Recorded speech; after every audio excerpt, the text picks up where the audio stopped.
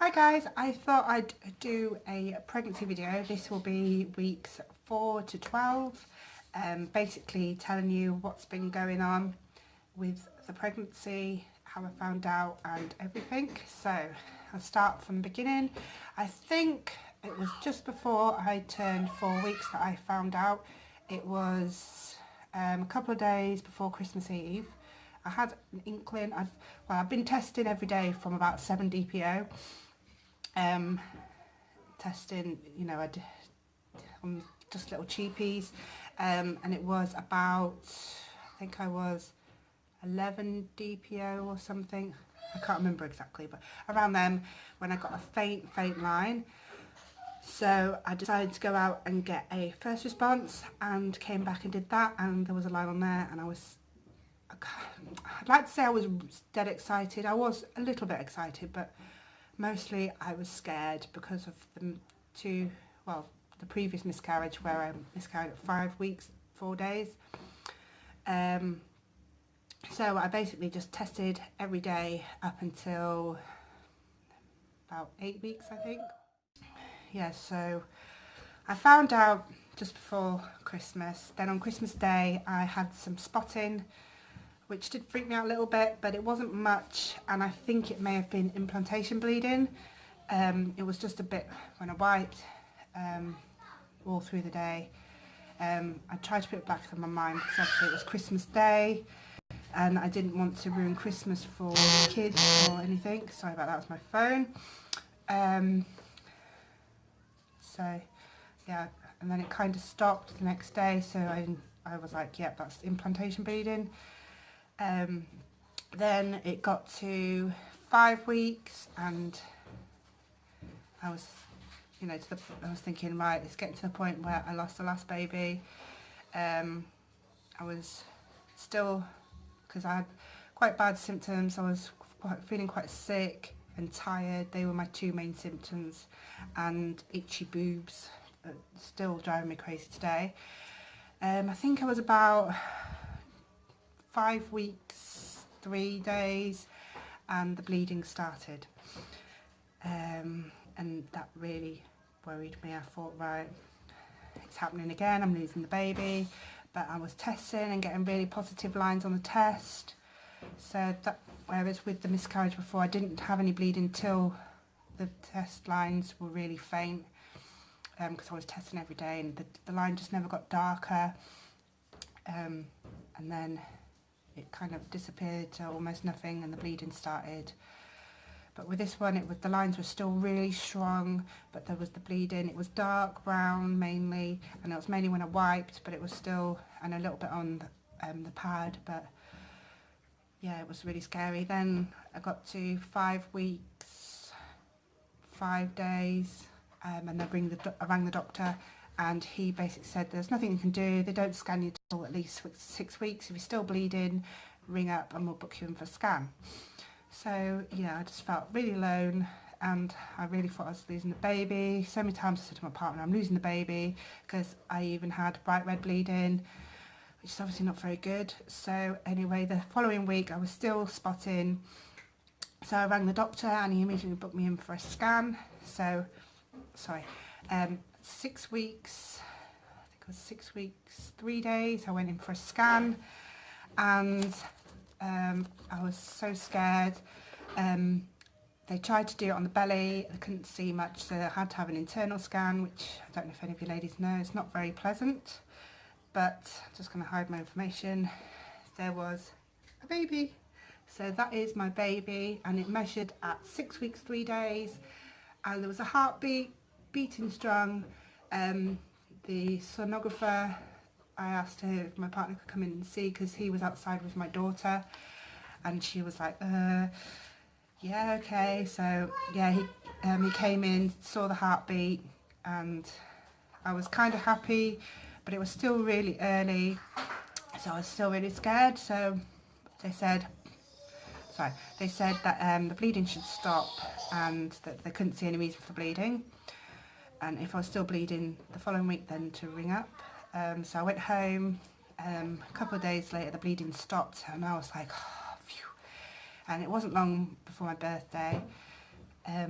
So yeah, I wasn't relaxed, but I was more happy because I reached the 6-week mark and the baby was still alive and the bleeding had stopped.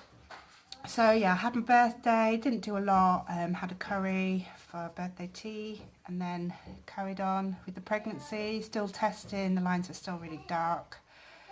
And then I got to my 8-week midwife appointment, so I went and had my booking in appointment and told all the details, but prior to this I'd had the flu, so you know, I was still feeling a bit rough and I was concerned about the not eating, and she said that the baby would be fine, that it would just take all it wants from you and that you need to look after yourself basically, and about secondary infection, which I did get. Then that evening when I got home, the bleeding started again and I was like, oh, not again. It was a lot heavier. It so freaked me out. I was like, I even cried to my partner. I said, the baby's gone, the baby's gone. I was just absolutely devastated. It was a Friday evening, so was no point. I didn't see any point going to A&E because they don't even scan you at my A&E. They just book you in for like the following week. So I left it till Monday to ring the doctor, and they got me in and she saw me because, oh no, I was already booked in, sorry, for an appointment on the Monday for a checkup after my infection, chest infection. And then I told her then that I'd been bleeding and she got me in for another scan. And then this was when my son was really poorly. So I ended up having to go to the scan on my own, which was quite hard because also with having the flu, they made me sit in a room on my own. So I was just sat in this room on my own, just thinking, the baby's gone, I'm going to get into there and they're just going to not find anything. They called me in, I was just like, oh, I'm so scared. And I laid down and she put the scanner on my belly and straight away she said, look, there's the heartbeat beating away. And I just honestly, the relief you will have, well, only people who've been through it will know. Sorry about that. The relief I had from seeing that baby in the heartbeat. And again, there is my little one at 8 weeks and the baby measured 8 weeks 3 days. I was exactly 2 weeks from the last scan, so the baby had grown 2 weeks exactly and everything was okay. I was so excited. So from that I said my weeks turned over on the Friday.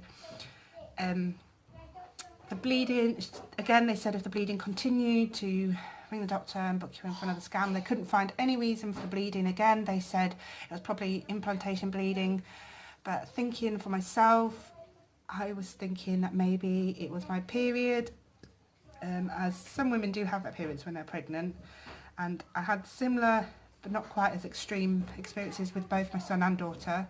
I had an early scan with my daughter because of bleeding, but these were only like little bits of bleeding, not like I have with this one.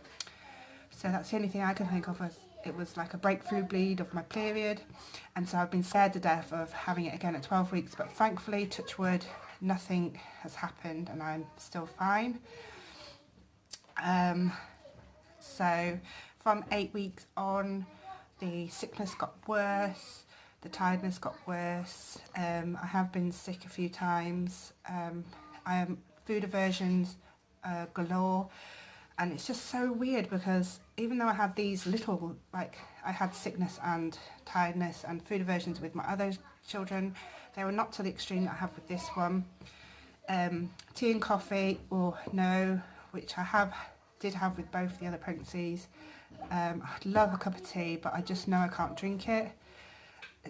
It's not the thought of drinking it, it's just, I don't know, I can't explain it. I'm off chocolate, which is weird. I've never not been able to eat chocolate before. With my daughter, it was my main craving was minstrels.